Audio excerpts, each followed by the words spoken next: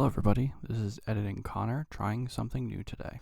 So, what you're watching right now is some sped up footage of me doing miscellaneous side tasks I wanted to accomplish between episodes that I thought were still important enough to have in the video. I wanted to go to Kitakami and get the elemental punches for Fat Gum. I accidentally stepped too close to the community center and got sucked into starting the DLC for the teal mask, and no matter what I did, I could not escape it, so I had to at least battle Kieran and get through this here. So Kieran sends out his Pokemon, and I have a little bit of trouble, but I get through it. I thought Yanma was Vibrava. I don't know why. I thought it was ground type and I was gonna have problems, but then I was like, oh no, it's a bug type, I'm fine.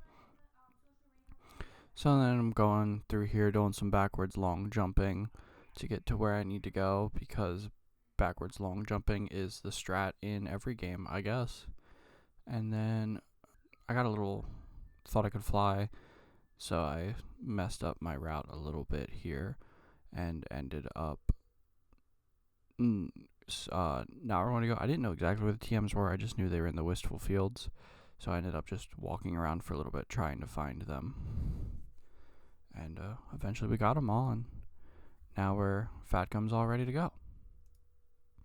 We wanted to get the Rotom catalog from the auction house in order to make Rotom be able to change its forms and be more useful, and in that process I had to start the gym challenge for Koskarafa in order to unlock auctions.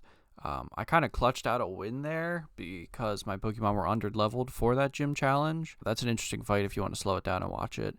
After that, I wanted to get Deku out walking because I need to do 1,000 steps with it without returning to the Pokeball. I just figured I'd time-lapse my way to get 1,000 steps in, and we give him some XP candy, so now Deku has evolved into Pawmot. Now that we have a better team and some more useful members and TMs, it's time to take on our first Titan here, and then we are challenging the big guy for the first time. So, Titan battle time versus Cloth.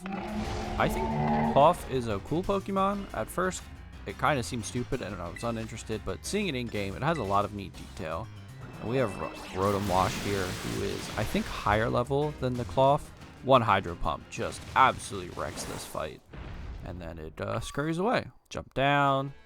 Now it's going to get some herbs and take a little bit of performance-enhancing herba while we wait for our buddy Arvin to come and join us in order to beat this Cloth.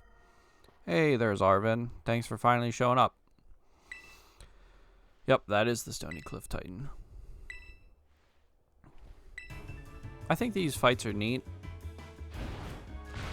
Obviously, I was a little too strong for this one, but that's okay. I'm gonna try to keep our level in mind more as we continue on, because as you see here, another Hydro Pump will just demolish this thing on the half shell. That's funny. I never noticed that line in my first playthrough. Oh, right, it avoided this attack, but it doesn't even try to hit me. So, you know, what's it matter?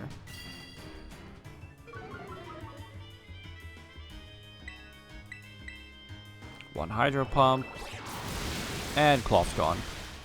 That is our first Titan, done and handled. Easy peasy. Now we have to cook up the crab legs and have a little roast here. Right, that's what Arvin does with all these Titans we kill. He puts them into the sandwiches. Just change Rotom into Rotom Heat form before we go to the grass gym, makes sense.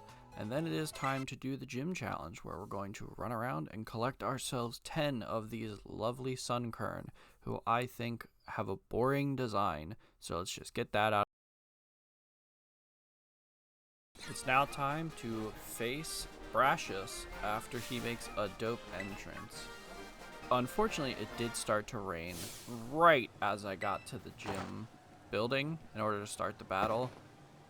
We do one superhero landing later, really hard on his knees, and I have Yaoyorozu in the front of my party now that it learns Overheat.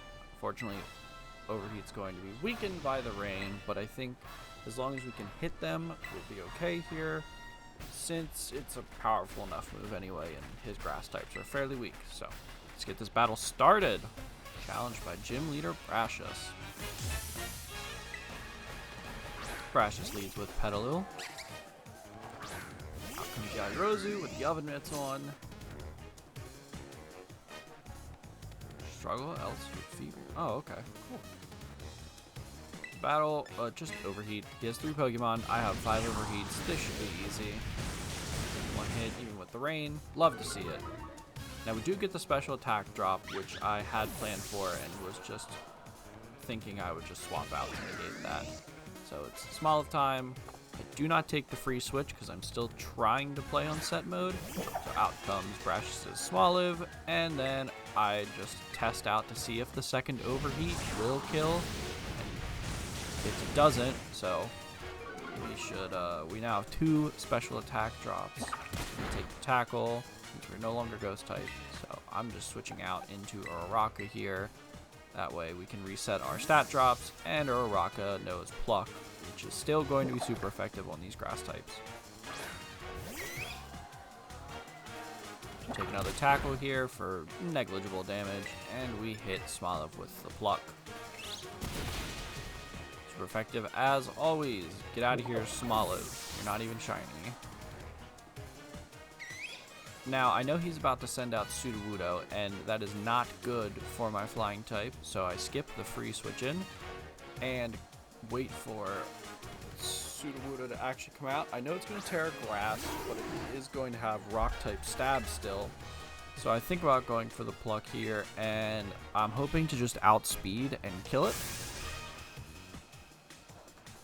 As an awful pun. But I get it, because now it's going to be an actual grass type. Tearing your Pokemon in the gym, tearing your Pokemon in the gym leader to make it match the gym leader's type and cover its weakness is cool. I think it'd be even cooler if the gym leaders teared a Pokemon of their type into a type that counters their weaknesses. So instead of tearing grass here, he takes a grass type and goes Terra water or something. Trailblaze does hit for not very effective damage. Oh, even a crit too. So we gets the speed up. I think we still outspeed, so I go for another Pluck here. We do outspeed. And Trailblaze again, because that will probably do more damage. I don't know why Brashus doesn't go for a rock move here. I didn't look up. I'm just assuming Sudowoodo has a rock move. I don't want to lose Uraraka though, so I switch back into Yairozu since we will no longer have our special defense drops, and the rain has stopped, so Overheat's just going to finish this battle. As long as we can hit.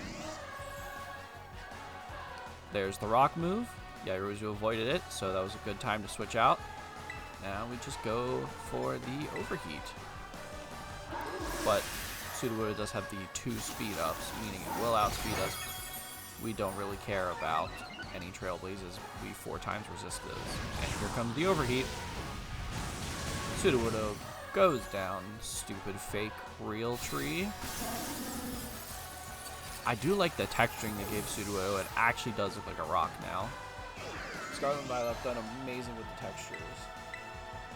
Factum wants to learn Knockoff, but I don't want to replace any of the punches that we gave it. Just because Force Palm can paralyze, it feels more electric-y than anything else, so we just don't do it. Now Brashus is going to have a panic attack about his life decisions because he was beaten by a child with a bunch of electric types. Yeah, artistic tactics, you could call it that. I call it cheating with strong Pokemon, but to each their own. Isn't that what art is all about? And here comes our photo with Brashus. So, I want to thank you guys all for watching. This is something new here, this highly edited video with the post commentary. I've never done something like this before, which is why it took me a week to edit, considering just my lack of free time and the amount of time it takes to do this. So thank you all so much for watching, and please have a great day. I appreciate you all.